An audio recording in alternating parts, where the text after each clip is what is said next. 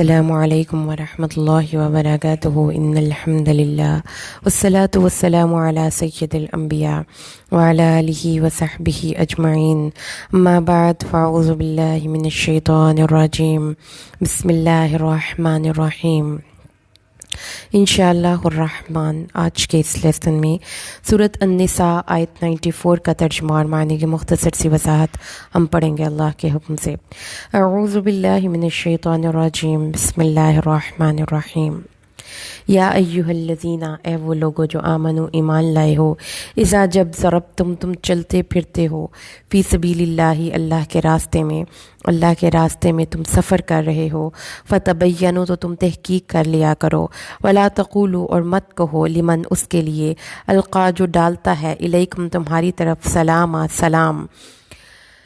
لستا تو نہیں ہے مومن، تبتغون تم تلاش کرتے ہو، عرض الحیات الدنیا دنیا کی زندگی کا ساز و سامان، فعند اللہ تو اللہ کے پاس ہے، مغانم بہت زیادہ غنیمتیں، کثیرہ، کذالک اسی طرح تم تھے، من قبل اس سے پہلے، فمن اللہ تو احسان کیا اللہ نے، علیکم تم پر، فتبینوا تو تحقیق کر لیا کرو، ان اللہ کانا بے شک اللہ تعالی ہے، بما ساتھ اس کے جو تعملون تم عمل کر رہے، خبیرہ خبردار، خوب باخبر۔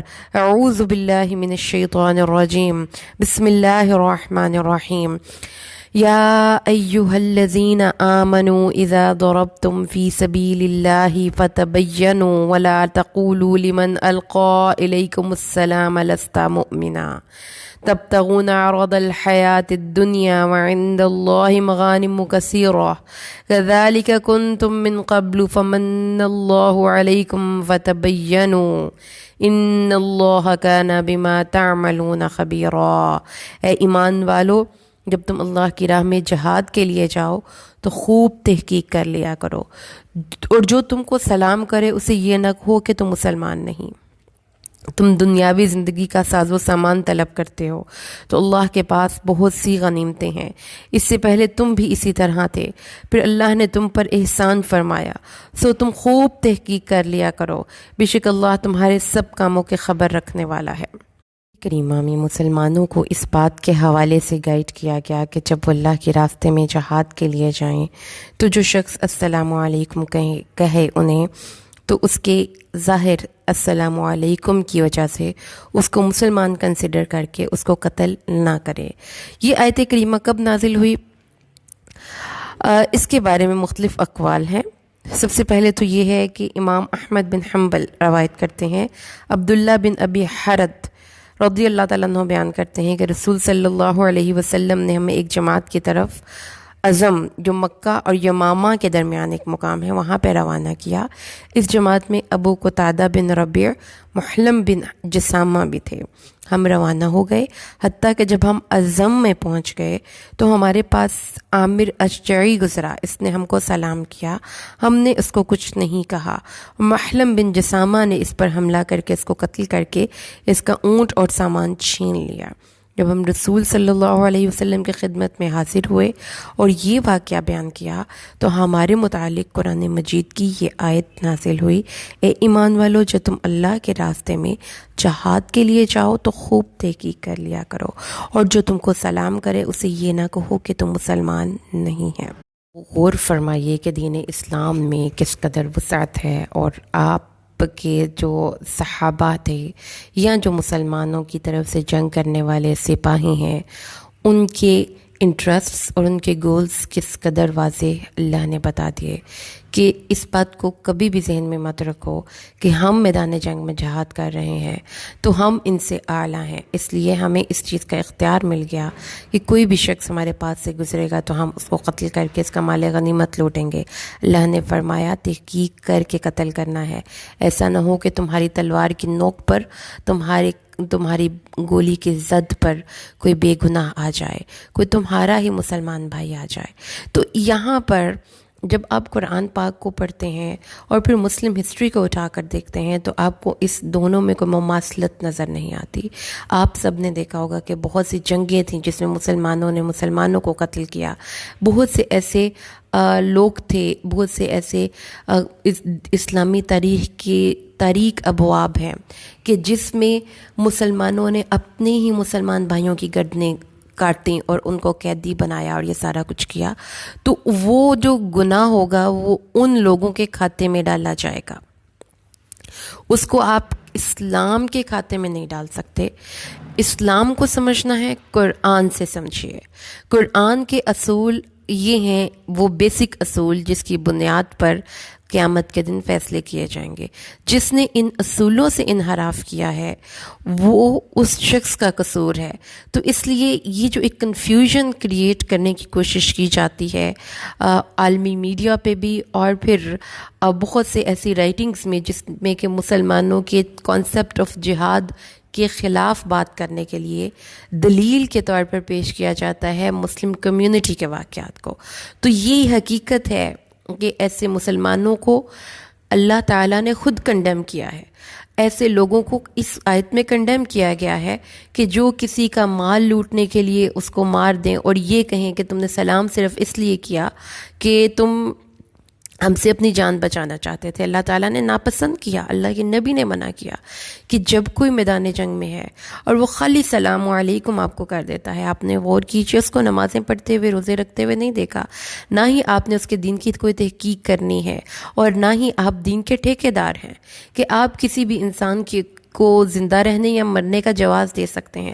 اللہ نے اس کو حق دیا، اگر وہ السلام علیکم کہتا ہے تو وہ شخص قابل احترام ہے، اس شخص کا احترام کیا جائے گا، اس کو مسلمان ہی سمجھا جائے گا، اور اس کے چھوٹے چھوٹے انڈیویجول ڈفرینسز کی بنیاد پر اس شخص کو کافر قرار نہیں دیا جا سکتا، اس کو قتل نہیں کیا جا سکتا، اس کو مسلم کمیونٹی سے باہر نکالا نہیں جا سکتا۔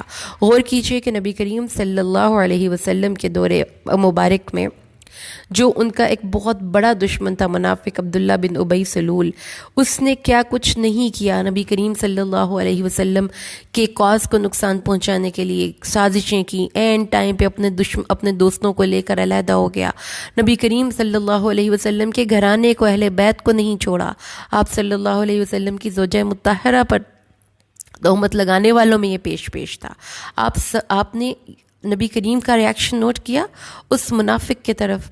آپ صلی اللہ علیہ وسلم نے اس کو ہر موقع پر اعراض سے کام لیا، جانتے بوجھتے ہوئے بھی کہ یہ شخص واضح طور پر منافق ہے، بلکہ نہ صرف منافق ہے بلکہ رئیس المنافقین ہے، تو بھی کبھی اپنی زبان سے اور اپنے عمل سے اس کو آر نہیں دلائی۔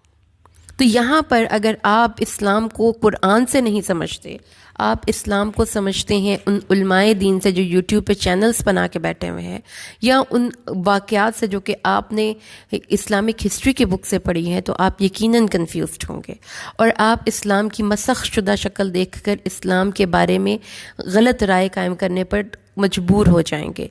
یہ حقیقت ہے کہ دین اسلام کو نقصان خود مسلمانوں نے پہنچایا ہے۔ اس کے امیج کو خراب کرنے کے لیے ہمارے عمل میں دیانت نہیں ہے اور ہماری باتوں میں سچائی نہیں ہے۔ ہم اپنے ہی مسلمانوں پہ کفر کے فتوے لگاتے ہیں، ان کو واجب القتل قرار دیتے ہیں، ان کو واجب الاتباع قرار نہیں دیتے، لیکن یہ قرآن نہیں ہے، یہ اسلام نہیں ہے۔ اس چیز ایسے علماء دین کو اللہ نے بتا دیا قرآن حکیم میں علماء بنی اسرائیل کے ریفرنس میں کہ یہ وہ لوگ تھے جو دین کو پروفیشن بنائے ہوئے تھے، یہ وہ لوگ تھے جو دین کی آڑ میں لوگوں کو گمراہ کر رہے تھے، یہ وہ لوگ تھے جو حق بات دوسروں کو نہیں بتاتے تھے۔ تو ایسے لوگ اللہ کی نظر میں بھی معتوب ہیں۔ اگر آپ تھوڑی سی فردر ریسرچ کریں تو آپ یہ جان لیں گے کہ ایسے عالم جو لوگوں کو اللہ کی بات نہیں بتاتے، یا وہ شخص جو علم کے باوجود عمل نہیں کرتا، وہ بھی دوزخ کی آگ کا ایندھن بنے گا۔ تو اس لیے یہ قرآن کا مقام بہت ہی زبردست طریقے سے مسلمانوں کو ایک چیز کی طرف رہنمائی کرتا ہے، اور وہ کیا ہے کہ مومن اور کافر کے فتوے تم خود پرسنل گراؤنڈز میں نہیں لگا سکتے۔ جس شخص نے واضح طور پر لا الہ الا اللہ کہہ دیا، جس نے السلام علیکم کہہ دیا، اس شخص کو تم نے مسلمان ہی ماننا ہے۔ اس کی چھوٹی چھوٹی غلطیوں کی بنیاد پر تم اس کو قتل کرنے کا کوئی جواز نہیں دے سکتے، اس کو امت مسلمہ سے باہر نکالنے کا تمہارے پاس کوئی جواز نہیں۔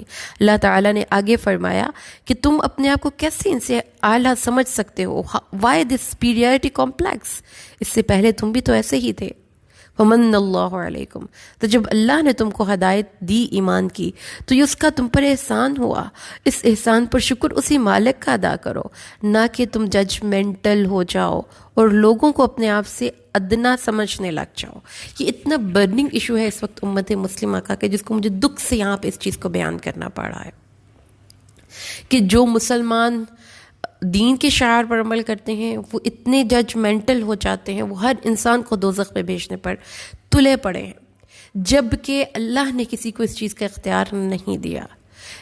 اس آیت کریمہ کی روشنی میں بھی کہ جو شخص زبانی کلام میں بھی مسلمان ہے اس کا اور اس کے اللہ کا معاملہ ہے. آپ نے باطن کی تحقیق کے پیچھے نہیں پڑنا، آپ نے یہ نہیں سوچنا، آپ اس کی ٹوہ میں نہیں لگ جانا. اس تحقیق کر لے کہ اس نے واضح طور پر کلمہ پڑھا ہے، پڑھ لیا ہے تو اٹس اوکے، یہ واضح ہو گیا ہے، اب یہ مسلمان ہے، اب یہ انسان مسلمانوں کی صفوں میں شامل ہے. اب اس کو جنت میں یا دوزخ میں بیچنا یہ اللہ کا فیصلہ ہے.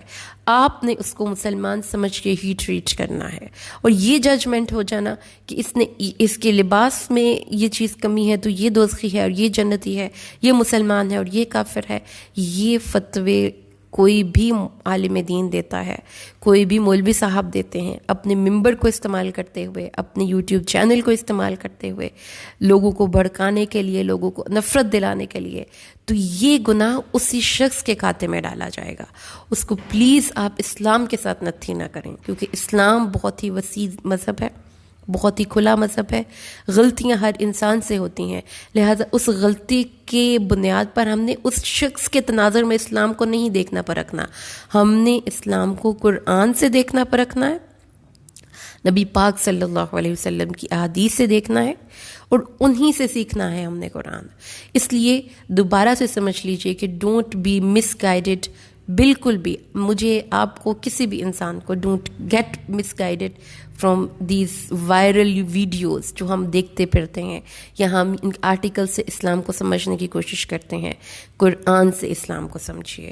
قرآن سے اسلام کو جب آپ سمجھیں گے تو آپ حیران رہ جائیں گے کہ کتنا وسیع دین ہے، اور آپ کو اس دعوے کی حقیقت بھی سامنے آ جائے گی جو یہ کفار کرتے پھرتے ہیں کہ دین اسلام تلوار کے زور پر پھیلا ہے.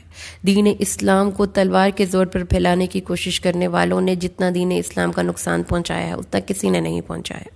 دین ہمیشہ ایک حکمت کے ذریعے پھیلتا ہے، اور یہی جہاں تک دین پہنچا ہے وہ اللہ کے اس قرآن کی برکت سے پہنچا ہے. تو اس لیے ججمنٹل نہیں ہونا. بار بار یہ آج کا ہمارا کرنے کا کام ہے.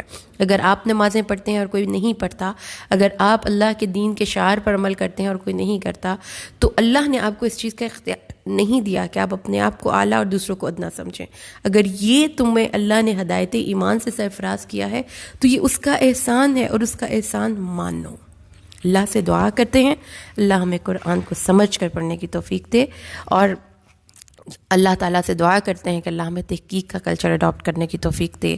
اہل قرآن بلائنڈلی فالو کرنے والے نہیں ہوتے. یاد رکھیے گا، قرآن ہمارا تزکیہ کرتا ہے، ہمیں ایک زیادہ بیٹر ہیومن بینگز بناتا ہے، ہمیں زیادہ بہتر سوچنے کا انداز دیتا ہے، اور اس سوچنے کے انداز میں اللہ تعالیٰ نے کہا ہے تحقیق کرو، کائنات کے ذرے ذرے پر تحقیق کرو. اور جب آپ کسی انسان کے بارے میں کوئی اپنی رائے قائم کر رہے ہیں تو اس کی رائے قائم کرنے کے لیے میڈیا کو نہ دیکھیں. جو انٹرنیٹ پہ ٹرولنگ ہو رہی ہے اس کے خلاف، اس کی وجہ سے اپنا رائے خراب نہ کریں. کسی وائرل ویڈیو کی وجہ سے کسی انسان کے ساتھ اپنے تعلقات کو بہترین دے دیں. یہ سب کے سب تحقیق کے بعد آپ کی رائے ہوگی. تو مسلمان وسیع القلب تو ہوتا ہی ہوتا ہے، لیکن ایٹ دا سیم ٹائم وہ بہت ہی لاجیکل اپنی اوپینین رکھتا ہے. اس آیت کو ریوائز کر کے انشاءاللہ ہم اینڈ کرتے ہیں. اللہ تعالیٰ نے اس آیت میں نمبر 1 بات یہ بتائی کہ کسی بھی انسان کو مسلمان یا کافر ڈکلیئر کر دینا یہ تمہیں اس چیز کی اجازت نہیں. کوئی بھی بات اپنی رائے قائم کرنے سے پہلے اس بات کی تحقیق بہت ضروری ہے، نمبر 1. نمبر 2، اپنے آپ کو دوسرے انسانوں سے کسی صورت آپ نے اعلیٰ نہیں سمجھنا کہ آپ اسلام پر عمل کر رہے ہیں. سپیریارٹی کمپلیکس اور خاص طور پر اپنے دین اور اپنے ایمان پر یہ اللہ کو نہیں پسند. یہ صرف اللہ کا احسان ہے اور اسی کا شکر ادا کرنا چاہیے.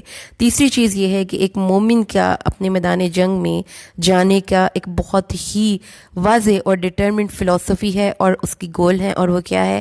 اللہ کے دین کی سربلندی، اس کے علاوہ کوئی اور گول اس کے ذہن میں نہیں ہونا چاہیے کہ وہ کسی کو مار کر اس کا مال غنیمت لوٹنے کے لیے اس کے اسلام کو فیک قرار دے دے۔ تیسری چیز اور بہت اہم چیز، چوتھی چیز، وہ یہ ہے کہ اللہ تعالیٰ نے کسی کو اس چیز کا اختیار نہیں دیا کہ وہ کسی کو مومن یا کافر کہے۔ اگر کوئی ظاہری طور پر مسلمانوں کی صفوں میں شامل ہے تو اس کو آپ مسلمان ہی سمجھیں گے۔ اللہ سے دعا کریں اللہ ہمیں قرآن کو سمجھ کر پڑھنا اور اس پر عمل کرنا آسان کر دے، آمین۔ بارک اللہ لی ولکم فی القرآن الحکیم ونفعنی وإیاکم بالآیات والذکر الحکیم۔ السلام علیکم ورحمۃ اللہ وبرکاتہ۔